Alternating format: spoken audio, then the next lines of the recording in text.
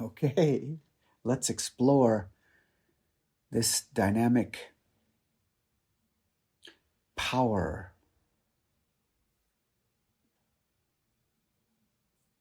that flows, that we are, that everything is an expression of the Shakti, this dynamic energy, this power of existence. One night, many years ago, at my old studio, we were having what I, back in those days, called wisdom chanting. I had started having all these chants that were coming to me, and my friend Susie convinced me that we should share them with others. So we started doing that, and little by little, as the weeks went on, more and more people started wanting to come and experience this that I called wisdom chanting. Because all these chants, these celestial melodies that had started to come through me way back in those old original days, they would just come to me. And I had taught myself how to play harmonium, and Susie would play the drum, and we would share the chants with everyone. And I called it wisdom chanting because it always felt like the pure wisdom of the truth that we are would flow through in these chants. And so this night that I'm speaking of, we had been at this for about 4 years or so. We had been doing the wisdom chanting on a regular basis. At this point, many, many people were coming to experience this. Some nights we'd have as many as, 100 people or something. It was getting to be a really fun, amazing experience. And we'd gather together, and the big Shakti that would flow from this. Well, one night, as we're flowing the chant, and we would chant for about 45 minutes. And after the chant, I always invited everybody to I invited everybody into sitting in the alive vibration that we create together. I mentioned to everyone that when we chant like this together, we're creating an alive vibration, a Shakti field that we can then be available to after the chant. And we would always chant for at least 45 minutes or more, depending on the flow that night of the wisdom chanting. And so one night we're chanting and chanting and chanting, and we've been at it for about 35, 40 minutes. And the Shakti field was so big. It was my first experience of this, where there was no longer in any way me keeping track of where we were, which white key or which black key my right hand would need to be pushing to keep, going round and round the way the melodies, they repeat in this style of chanting, Nama Sankirtana, which in the West tends to just be called kirtan. They're like circles. The chants are like a circle. You flow in a circle. You go round and round. Well, when you're the one who's playing the harmonium, you're playing a sequence of white keys and black keys. But prior to this night, there was always some part of me that was still aware of where we were, which white key and which black key and which sequencing. And now we go back to the beginning and we do it again, and back to the beginning and we do it again, round and round and round. These circles of loveliness, these Shakti circles, building the Shakti field bigger and bigger and bigger. Well, all of a sudden there was no part of me in any way keeping track of where we were. And yet my hand it was still happening. It was like the chant was moving my hand. My hand was part of the chant. It's hard to put this into words. I was no longer in any way keeping track of where we were. It was just happening all by itself. And that was then, I was noticing this, and it was occurring. And then all of a sudden, my mind reasserted itself and was afraid that if we didn't know where we were, we would mess up. We would, in air quotes, fail at keeping the melody going. So right in that moment where I now became aware that I wasn't keeping track of it, that it was just happening all by itself, my mind came in and had a fear response. So then it stopped happening. I closed the portal when I got pulled into the mind sphere of not knowing where we were. It closed the aperture, and my hand just came off, and so I'm no longer playing the harmonium. But everybody just kept chanting anyway. They were now carrying the melody, and I was just now being invited to just ride the celestial melody of this chant that had come to me, that I was sharing with everyone, and Susie playing the drum. They were now carrying the melody. I got to ride the celestial melody. It felt so loving and supported and so amazing. And it was just so simple and natural and off duty, just riding the melody. And then all of a sudden I became aware, oh, that's where we are. And my hand started playing the melody again in this whole new way. Just started happening. The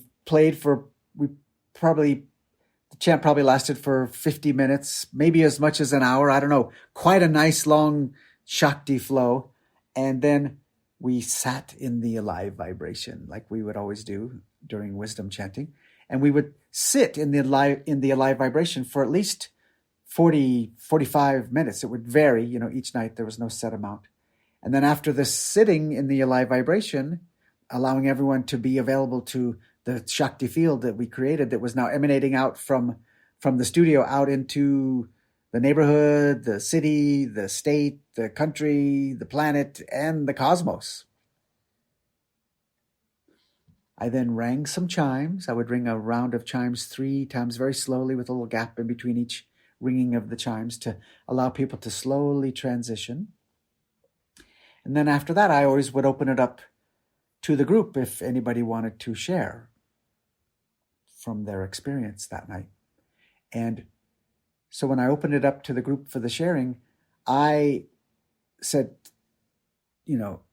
I'll start the sharing tonight, and I want to apologize to all of you and as I started to apologize for my air quotes failure, right as I began the apology, somebody sitting very close to me, just a little bit in front of me to my left, she was very close to me, physically located very close to me. And I had seen her when she came in, and you could tell she looked like someone who was a Native American woman. She looked very much like a person who originated in this land out here in the western part of the United States. Growing up out here, I'm familiar with, the natives. And she put up her hand to stop me from my apology. She, put up like a stop sign hand. And I looked at her and I said, oh, yes, would you like to share something?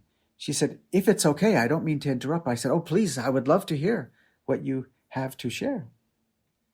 She said,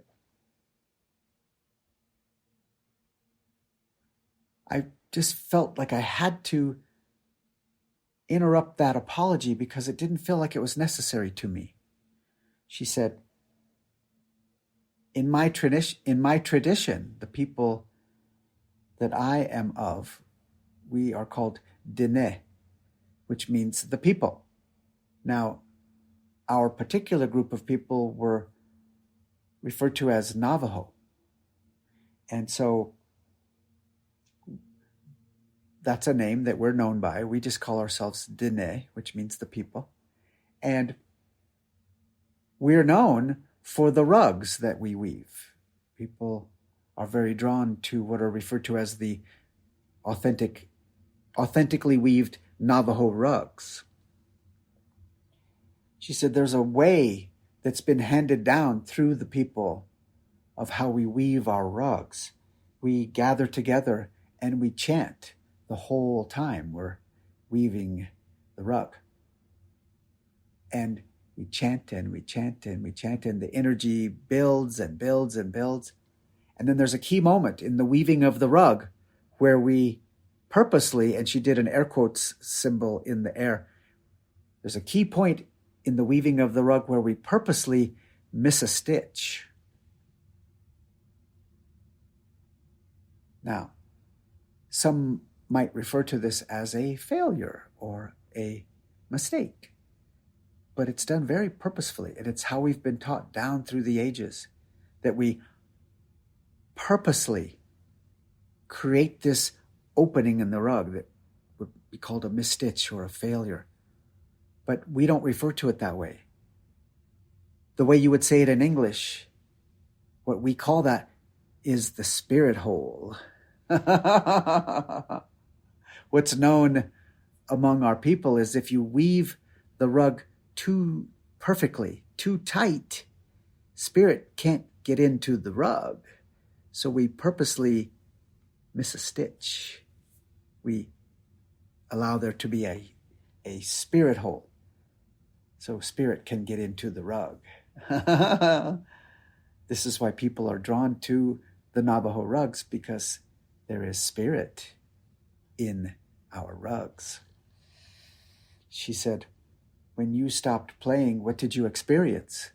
And I shared with her in the group, I shared the whole thing, how my mind came in. I was just, the chant was just playing me. My hand was just playing it. And then my mind came in and nervously feared that I didn't know where I was. And then I lost track and I stopped playing, and then instantly felt so held and carried by all of you, the way that you all carried the melody. I was riding the celestial melody of this chant that came to me all those years ago. She said, yeah, that was a spirit hole when your hand came off of the keyboard on the harmonium.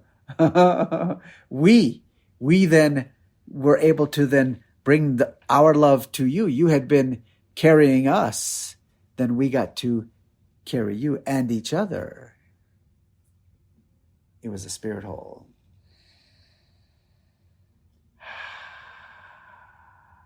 From that day forward, that beautiful wisdom teaching has stayed with me.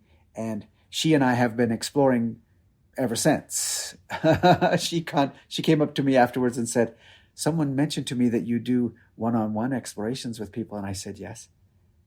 She said, would that be a possibility for me? I said, absolutely. And so she and I started exploring together. And I have learned so much from her over the years. And so in every moment of our lived experience, there's a chance for us to realize what our mind might consider to be a mistake or a problem or a failure might actually, at its essence, be a spirit hole. Oh, yeah.